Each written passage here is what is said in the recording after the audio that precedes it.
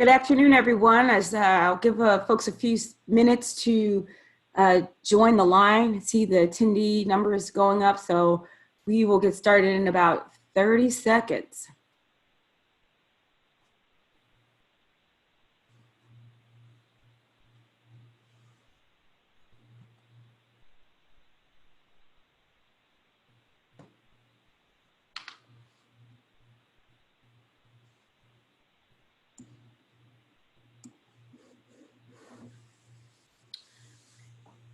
Good afternoon, everyone. Thank you for joining our third installment of our Brown Bag webinars featuring our 2019 Innovations in Accessible Mobility Grant. We are excited that you're here with us this afternoon and have a wonderful webinar in store for you with our featured speaker this afternoon from North Front Range Metropolitan Planning Organization. I just want to go over a few webinar logistics for you. Just as a reminder, this webinar is being recorded. We will have time after the presentation for questions. So please, even throughout the questions, if things come up, feel free to type those into the Q&A box at the bottom of your screen if you're on your laptop. You can also email questions to hedmonds@n4a.org if you are not in the webinar room. And lastly, I would recommend that you connect to your computer audio versus the phone in order to be able to hear the video that we're going to show. So our agenda for today, again, welcome again to our third installment of our Brown Bag webinar. I will show a short video on our transportation innovations across America featuring North Front Range. We've filmed these videos last year, and production crew really was able to really highlight the wonderful work going on there in Larimer County. After the video, immediately you will hear from Alex Gordon, who is the transportation planner and mobility coordinator for North Front Range MPO. And as I mentioned before, we'll have some time for questions and answers. So let me queue up the video. I will say I did try to buffer this, so hopefully you can hear it okay, but this video is also on our YouTube page as well as on our website. So if you don't get to hear all of it today, I will send a link to that video following the webinar.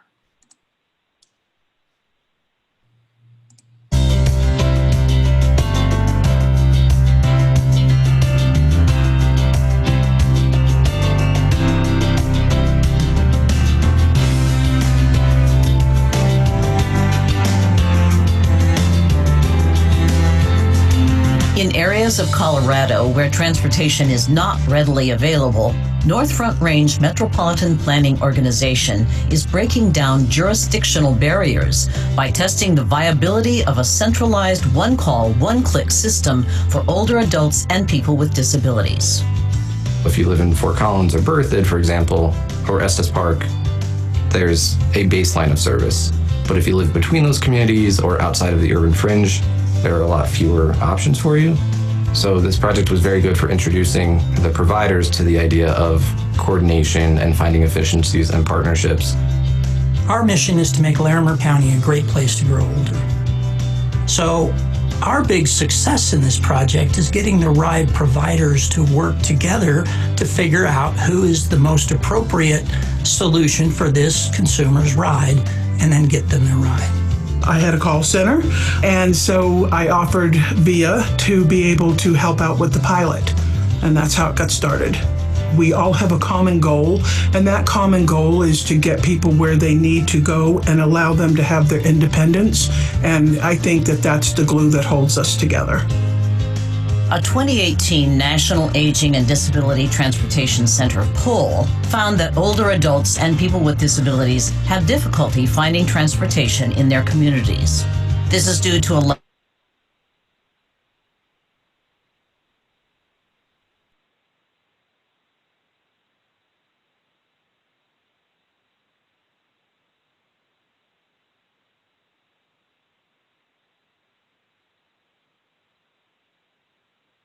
to get various agencies to work together to solve local transportation issues.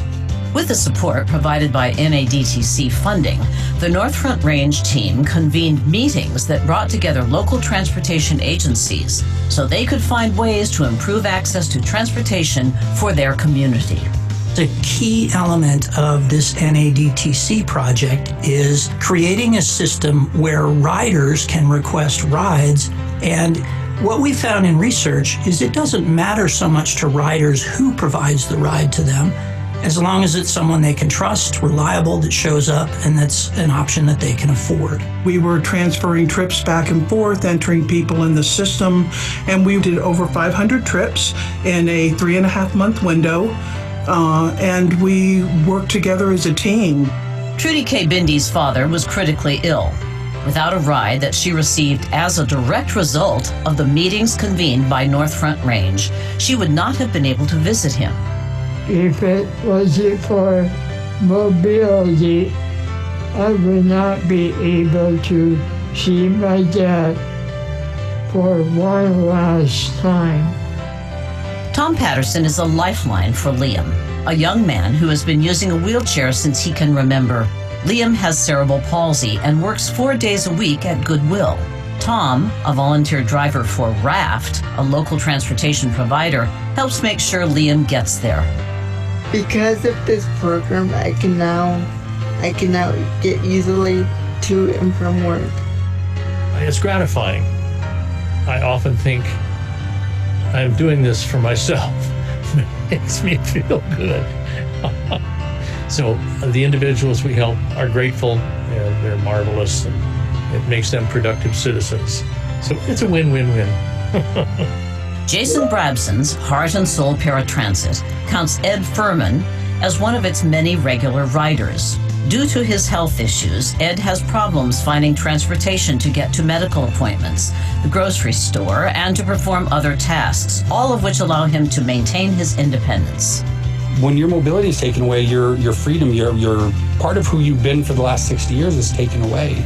So we want to give that back to people. Everybody needs their freedom, and I know exactly how it is to not have any freedom, but it's a good thing to have a service like this so that you can do your things and get them done and keep your sanity. It takes a village to make transportation work in this vast area of Colorado.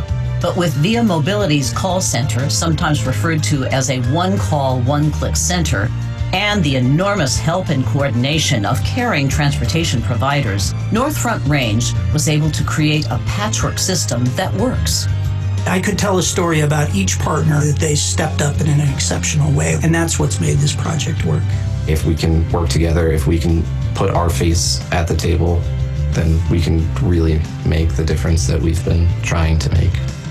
I'd say overall, it's been a great experience. Thanks to NADTC funding, North Front Range Metropolitan Planning Organization has achieved success and learned valuable lessons along the way through community cooperation. The goal, to help other communities across America implement similar transportation innovations.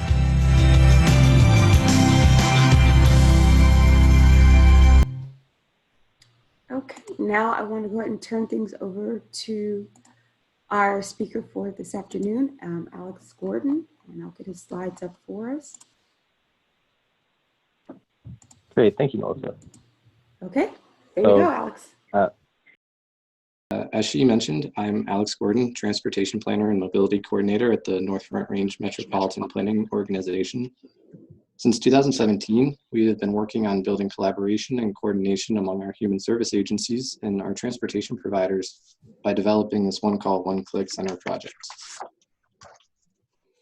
So to start off this presentation, I'll give some overall project and geographic context. Then I'll move on to talking about the planning projects we undertook, how we built consensus, and then I'll end with next steps because we have a lot that's on the horizon. There will hopefully be some time for questions at the end. So obviously Colorado is a very large state. It's predominantly rural outside of the Denver, Colorado Springs area. And so the area that I work in is outlined in this gray box here that consists of the North Front Range MPO, as well as the Upper Front Range Transportation Planning Region. The western boundary of the Upper Front Range in Larimer County is effectively the beginning of the Rocky Mountains. And to our east are the high plains. And then the state of Wyoming is our northern boundary. So zooming into the North Front Range MPO area, we are the designated metropolitan planning organization for approximately 600 square miles here in northern Colorado. Fort Collins is about an hour north of downtown Denver. We cover 15 communities, including the 2 counties of Larimer County and Weld County. And elected officials from each of these communities make up our planning council, which meets every month, and it sets the transportation policies and priorities for our region. And our organization is important in this overall process because we operate the mobility program, including writing our region's coordinated public transit human services transportation plan and staffing 2 mobility committees. We have 1 in each of the counties. So zooming out into all of Larimer County, which is where the majority of our project took place and focused. Larimer County is extremely large. I found out doing research for this presentation that it is actually larger than the state of Delaware. Larimer County is about 2,500 square miles, and there are about 350,000 people who live here in the county, predominantly along the I-25 and US 287 corridors. We have 2 cities, Fort Collins and Loveland, and we have 6 towns that are partially or completely within the county. Starting from the north, we have Wellington, Estes Park, Berthoud, Johnstown, Windsor, and Timnath. And then Estes Park is considered the gateway to Rocky Mountain National Park. So I turned off the community labels for this map because otherwise it gets extremely busy. But this is a map of the different public transportation providers located within Larimer County. Fort Collins and Loveland each operate their own paratransit and fixed route transit service. Fort Collins also operates a regional route from Fort Collins through Loveland, Berthoud, Longmont, and to the city of Boulder. Along 287, Estes Park provides seasonal shuttles and also partners with Via Mobility Service to operate some paratransit service within the town boundaries. And it also connects to the transit system operated by Rocky Mountain National Park. Berthoud operates a demand response service within the town boundary, as well as to connecting towns. And Wellington provides service within 10 miles of its senior center to programming at the senior center, which is what that partial purple circle is. 2 volunteer transportation services also exist. We have Senior Alternatives in Transportation, also known as SAINT, that operates in Fort Collins and Loveland, but not between the 2 communities, and Rural Alternative for Transportation, which is the yellow area around the town of Berthoud that lines up with the Berthoud Fire Protection District. And so what I really want to focus on in this map is the amount of large amount of space that's not covered by either a national park boundary or a municipal service, as well as the potential difficulty of getting between the communities. So these areas are served, the full county, Larimer County, is served by 2 taxi companies, but the trips can be scarce and they can be expensive. So next slide.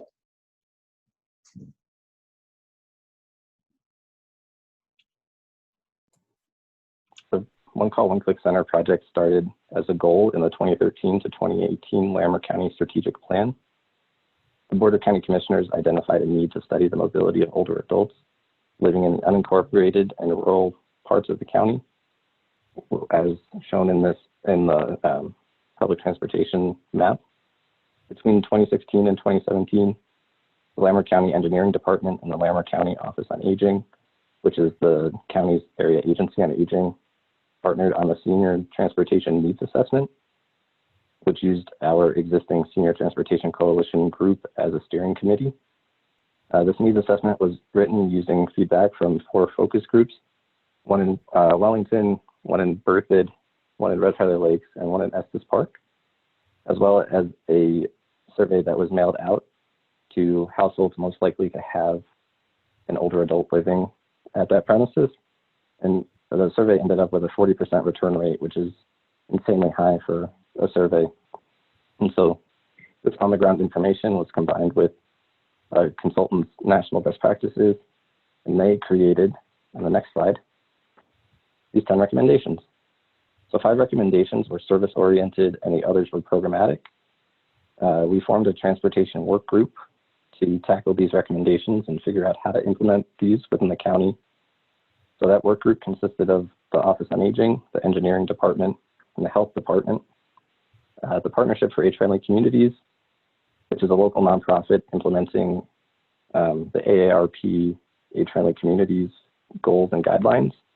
Foothills Gateway, which is our local community-centered board working with individuals with developmental and intellectual disabilities, and RAFT, so that we would have a transportation service represented on the work group. So this work group coalesced specifically around this idea of the call center and finding those efficiencies and working together so that we can improve service. And then the Senior Transportation Coalition focused on marketing, travel ambassadors, and travel training. So this work group met consistently over the next 6 months, interviewing providers, tech and software companies, and similar agencies to give us context of how to set up a similar program here. And what we learned from that is that it was a very big undertaking, so we needed to start looking for grants and funding so that we could build a program to implement here within the county. And so I mentioned that we did this needs assessment and then we added Foothills Gateway. So we realized as we were doing this work group effort, we needed to look beyond just older adults and also look at people with disabilities so that we could improve transportation for our most vulnerable populations. So next slide. The first of the 3 grants that we were awarded as this work group was through NADTC, and we got some additional financial support from Larimer County. And in this grant, the PASC led an expert panel to discuss the transportation needs of riders, advocates, and system-level agencies like the Office on Aging or the MPO, as well as the transportation providers. And so the group met monthly over about 6 months. And toward the end, the group interviewed different software companies.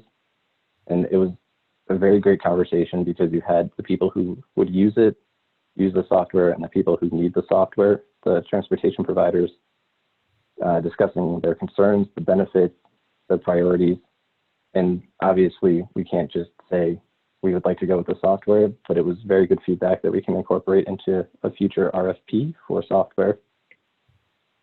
And this expert panel was so passionate about this idea and moving forward with this project that they didn't want to stop meeting once the NADTC grant ran out. So we were able to incorporate the expert panel members into our longstanding Larimer County Mobility Committee. Next slide. Which leads us to our second NADTC grant, which we deemed a proof of concept project. And this is the video that was very well highlighted in the video that you saw. It was led by the Partnership for Age-Friendly Communities. It really worked to combine existing strengths that each transportation provider had. PASC partnered with Via Mobility, and I don't think this project could have been done without Via. They've been such a great partner along the way. But since they already operate a call center and they use the route map software, we were able to have 4 transportation providers in Larimer County use some of the existing capacity at Via's call center. And this allowed the transportation providers to see what it would be like to work with a call center, what the technology looks like, what their concerns are. I think it also made them break down a few barriers and see that they could work with other people, and they didn't lose any of their identity. It actually was mutually beneficial for all of them. So Via took on the teaching the providers how to use the software, dispatching the rides, and handling the calls. The providers selected riders and drivers they thought could handle the short-term change because we couldn't guarantee funding beyond the NADTC grant. But it gave a real-world context to this idea that we've been talking about for a while. And so I think it just made it very real and very tangible. And so a few of the providers toward the end of this mentioned one of the strengths of this grant was working together with the other agencies and building partnerships. I'm so happy that the video that NADTC put together highlights the VIA trip about the woman being able to visit her father, because it's such a great example of VIA being able to work with Z-Trip, our major taxi company here in Larimer County. And before, those kinds of partnerships would have been much more difficult, but now we have, each agency has a face to another agency, which makes it so much easier to work together. So we provided about 500 rides in this 4.5-month period. And we're very happy with how it turned out. And the lessons learned from this NADTC grant were used, next slide, to inform our Larimer County Senior Transportation Implementation Plan, which was a planning grant partially funded by a CDOT grant and through Larimer County, where we hired a consultant to create a business plan where we specifically looked at how we could phase the implementation of the call center, figure out what agencies should host the program, what software would be needed, what funding sources exist, and how to fund the program, and examples of customer service and data standards across different agencies, so a rider wouldn't notice a difference in quality of service between transportation providers. And the key recommendation from that was for the MPO to host the One Call, One Click Center. We were able to get that plan approved by the Larimer County Board of County Commissioners in November 2019, and our Planning Council adopted it in January 2020. And as part of that adoption, our Planning Council approved $1.2 million in multimodal options funds, also called MMOF, to be spent by June 2023. And the multimodal options fund is a new funding source here in Colorado that was introduced to provide funding for investments in bicycle, pedestrian, and transit infrastructure, specifically benefiting older adults and people with disabilities. So it was a very good, it was very good timing for us. We've also been able to match that with our existing 5310 grant and a state grant to purchase trip discovery software. Next slide. So this is a visual representation that we took to our planning council to show, here's what we currently do and here's where we'd like to expand. And so we fit this call center into the existing coordination and technical assistance that we already do. And we're hoping that this program helps us achieve more of those recommendations from the transportation needs assessment. The Planning Council was on board with this, which has made it very nice as we're trying to figure out contracting with CDOT. So we're hoping that this summer we'll get that contract with CDOT to hire a full-time mobility manager to lead the implementation of this program. We were able to hire a Vista for 6 months at a very discounted rate, and she's helping us with the marketing plan, additional capacity, research, and we're hoping she'll be a good benefit for our existing providers and partners. We're also trying to figure out other ways to keep the momentum going, because the NADTC grant wrapped up in October, implementation plan in December, January. We don't want to lose the momentum that we've been building over the last few years. So we did a rudimentary provider's guide, which is based on the rider's guide that we give out to people to know about the transportation providers. So it provided more information that a provider might need if they were to transfer, oh, we can't provide this ride, but maybe this other provider could. So it has direct contact information. We were able to add in some information about COVID, whether that transportation provider had switched to grocery delivery or what services have been shut down. And so we keep that updated and sent out to our different providers. The other big thing is that because this is an MPO project now, we're able to do more work in Weld County and take a lot of what we learned in Larimer County and apply it to Weld County. And we've applied for additional grants from CDOT to do more work in the rural areas of Larimer and Weld counties. We're building partnerships with some towns that are interested in expanding services. So we're very excited for what's on the horizon. And just to clarify, for us, trip discovery software it's been explained as like a kayak kind of website or tool for people to figure out, I'd like to go from here to here. How much does it cost? What are my options? What are my choices? And then the trip dispatch software would be the software behind the scenes to allow the transportation providers to share rides and information and have this call center book rides in the future. So next slide. So I know that was a lot of information. Hopefully it made sense. We do have a website, which I can send out the link, or can make sure that the link is available somehow if people are interested to look at these different plans and what we've done. But please feel free to reach out with any questions or comments. Great.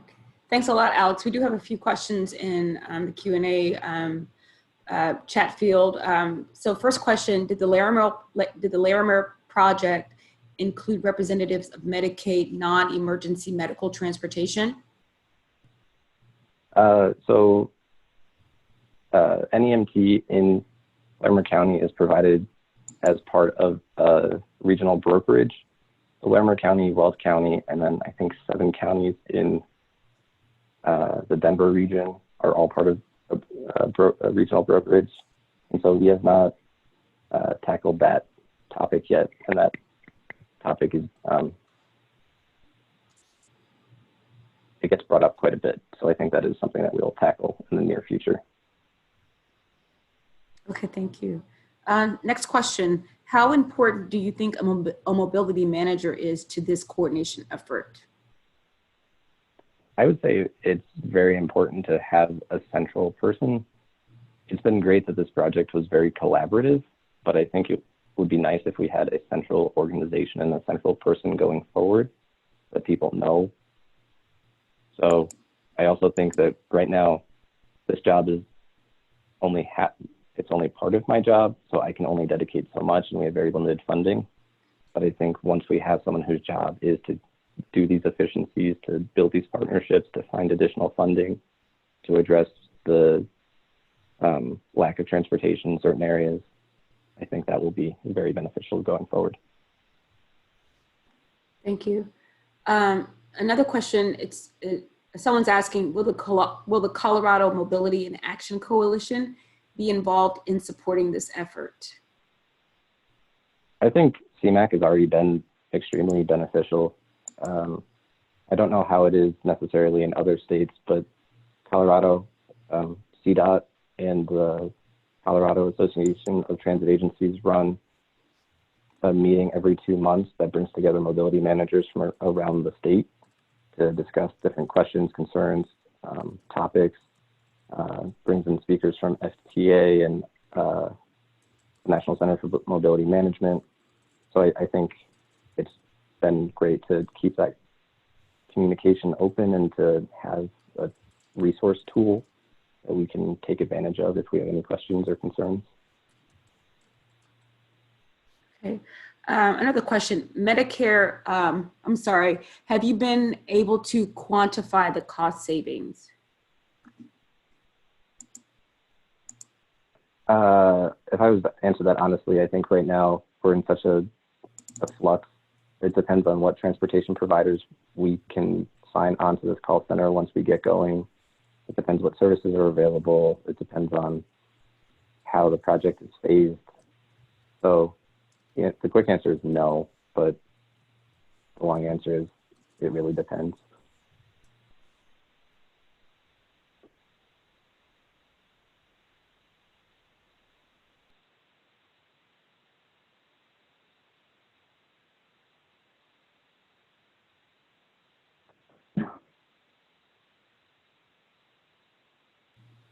All right. So you still there? Oh, okay. All right, good. All right, how did you get the word out about the pilot project?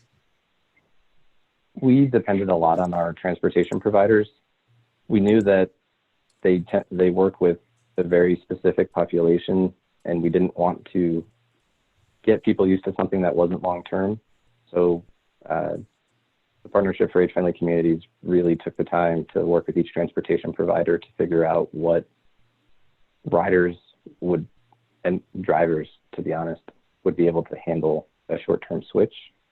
So we promoted the service that we were doing among our partners, but we didn't promote it to the public too much because we were nervous that it would either grow too quickly or people would expect the service and then we would have issues if we can't provide that funding immediately after. So we were a bit conservative with how much we promoted the service. Okay.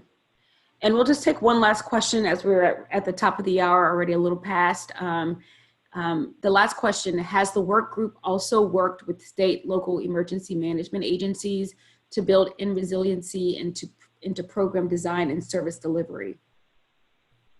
I think that's going to be a huge project going forward. We had a few members of the mobility committees mention how nice it would be to have this centralized service and these partnerships in place, especially during COVID. There were also some pretty major floods in Larimer County in 2013 and some wildfires within the last few years. So I think emergency management is going to be a very big topic going forward. And I expect that to be a very big conversation, especially serving the mountains and rural areas of Larimer and Wells counties. Okay, great. Well, thank you so much, Alex, for your time this afternoon. I do want to remind all of our viewers out that we'll be sending out the recording of this webinar as well as the slides. I do apologize. We had some delay with advancing some of the slides and some of the slides were not linked into what the speaker was saying. So hopefully you'll be able to follow with the slides when you get them.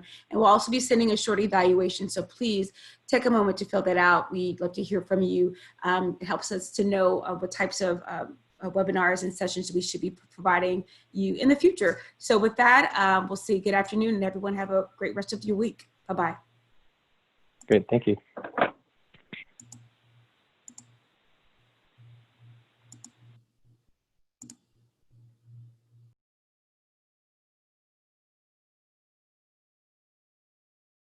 Go ahead and stop recording, Heather.